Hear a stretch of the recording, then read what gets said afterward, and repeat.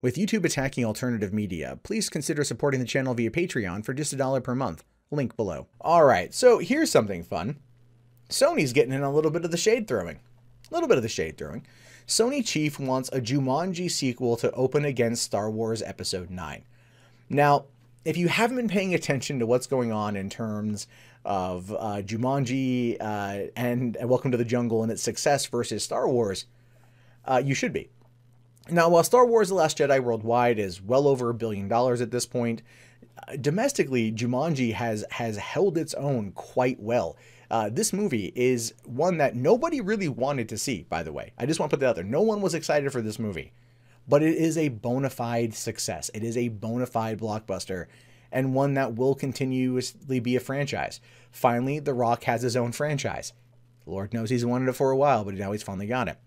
So it says, after becoming a surprise hit at the box office, it seems Sony's Jumanji Welcome to the Jungle has given the studio enough confidence to compete against one of the biggest blockbusters today, Star Wars. That's funny. It is funny. It is funny to me. It is really funny, because it's like, is this said in jest? Is this a joke? Is this a thing? We don't quite know yet, but ultimately, I think Sony will go for it, because at this point, really, what do they have to lose? Right? They really don't have that much to lose. A new report from the Wall Street Journal reveals that Sony chief Tom Rothman is hoping to release a sequel to Jumanji Welcome to the Jungle in time to go up against Star Wars Episode 9 during the holiday 2019 season. While Welcome to the Jungle sequel is yet to be officially greenlit, the film has managed to pull in a $771 million global haul, topping the worldwide take of Justice League and pushing the studio past $1 billion at the domestic box office for 2017. Yeah, they really needed it too. Sony was hurting pretty bad. Keep in mind that one of the biggest ones that they've made money on was basically Spider-Man Homecoming and Jumanji. Dark Tower tanked out, crashed and burned. Baby Driver did pretty well for the budget and then the take home, plus Baby Driver is a great movie. But yeah, they want to take on Star Wars, because the fan response to Star Wars has been, let's face it, not the best, right? You know, it's a big fight. Very similar to the Ghostbusters 2016 fight. It's a fight. It's weird. You have the press basically picking up the sword and shield to defend Star Wars The Last Jedi from people who aren't too happy with how the movie played out. Very similar to how the press was doing the same thing with Ghostbusters. And I have to kind of laugh when I see this particular statement from Tom Rothman, that he wants to have it go up against it, because they're not alone in that market, by the way.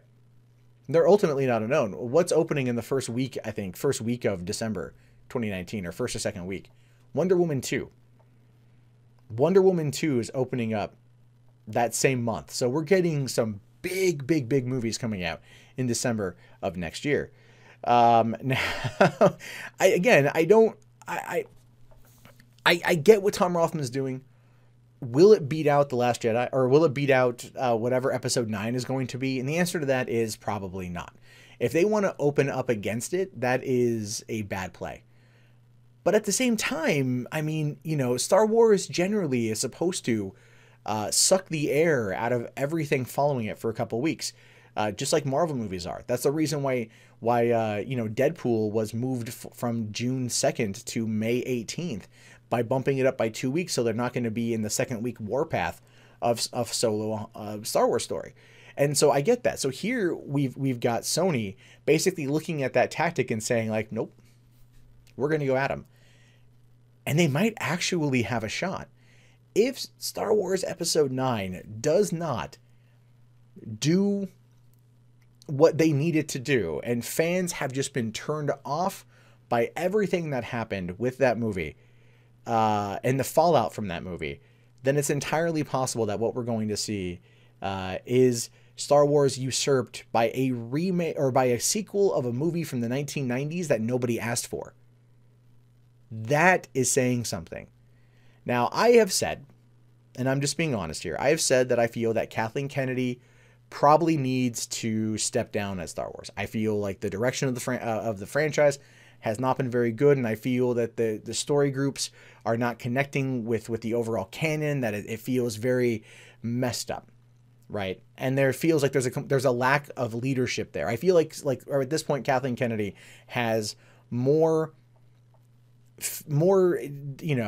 motivation to work on the Me Too movement than Star Wars. ultimately. And I feel like that's not going to change, even with Solo, a Star Wars story. So ultimately, this is kind of where we find ourselves, is if they don't get correct course, essentially. And as we've seen, Star Wars movies have dropped in box office hauls from, The Force Awakens to now. Solo is going to be a big indicator of that. If Solo doesn't cross the $1 billion mark, that's going to not be good for Lucas.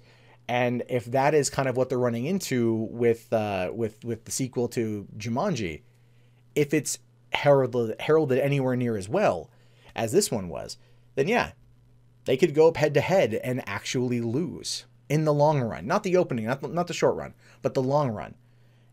And that would do a lot to not only reaffirm Tom Rothman as being the right choice to run Sony, of which I do believe is a bad idea.